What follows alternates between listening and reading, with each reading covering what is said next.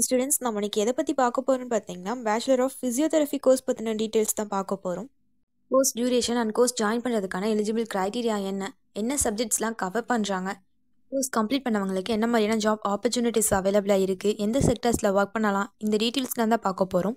இதுக்கு முன்னாடி தமிழ்நாட்டில் இருக்க எந்த ஒரு ப்ரைவேட் காலேஜஸில் நீங்கள் ஜாயின் பண்ணணும்னு நினச்சிங்கனாலும் ஸ்க்ரீனில் தெரியிற நம்பருக்கு கால் பண்ணி டீட்டெயில்ஸ் தெரிஞ்சுக்கோங்க. வாங்க வீடியோக்குள்ளே போகலாம். பேச்சுலர் ஆஃப் ஃபிசியோதெரபி கோர்ஸில் பார்த்தீங்கன்னா பேஷண்ட்டுக்கு therapeutic exercise, manual therapy and lifestyle advice மூலயமா ஃபிசிக்கல் அலைன்மெண்ட்ஸை டயக்னைஸ் பண்ணி ட்ரீட் பண்ணுறதுக்கான ஸ்கில்ஸை லேர்ன் பண்ணுவீங்க. அதாவது பேஷண்ட்டோட ஃபிசிக்கல் அலைன்மெண்ட் அண்ட் டிசபிலிட்டிஸை ஆக்சஸ் பண்ணி அதை எப்படி ட்ரீட் பண்ணுறது, இதுக்கான நாலேஜை நீங்கள் கெயின் பண்ணிக்குவீங்க.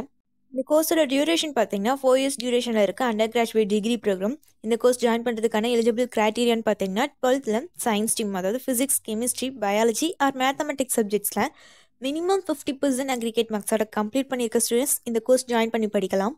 இந்த கோர்ஸ் ஜாயின் பண்ணுறதுக்கான அட்மிஷன் ப்ராசஸ் பார்த்தீங்கன்னா மெரிட் பேஸ் பண்ணியும் என்ட்ரன்ஸ் எக்ஸாமினேஷனை பேஸ் பண்ணியும் இருக்கும்.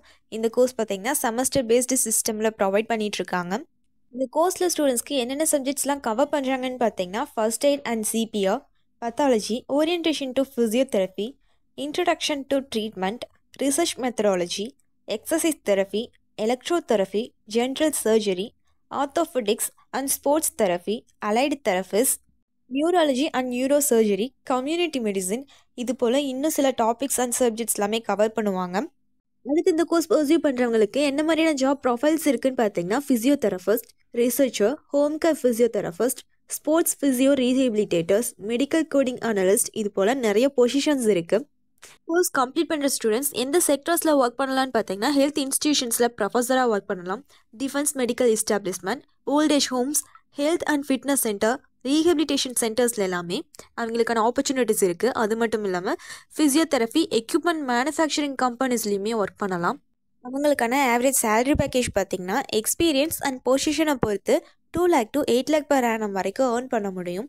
Bachelor of physiotherapy course complete பண்ண பிறகு ஹையர் ஸ்டடீஸ் பண்ண நினைக்கிற ஸ்டூடெண்ட்ஸ்க்கு என்ன மாதிரியான மாஸ்டர்ஸ் டிகிரி இருக்குன்னு பார்த்தீங்கன்னா master of physiotherapy, sports physiotherapy, post graduate diploma in physiotherapy and nutrition and எம்பிஏல பார்த்தீங்கன்னா ஹெல்த் கேர் மேனேஜ்மெண்ட், இது போல் இன்னும் சில ப்ரோக்ராம்ஸ் எல்லாமே இருக்குது.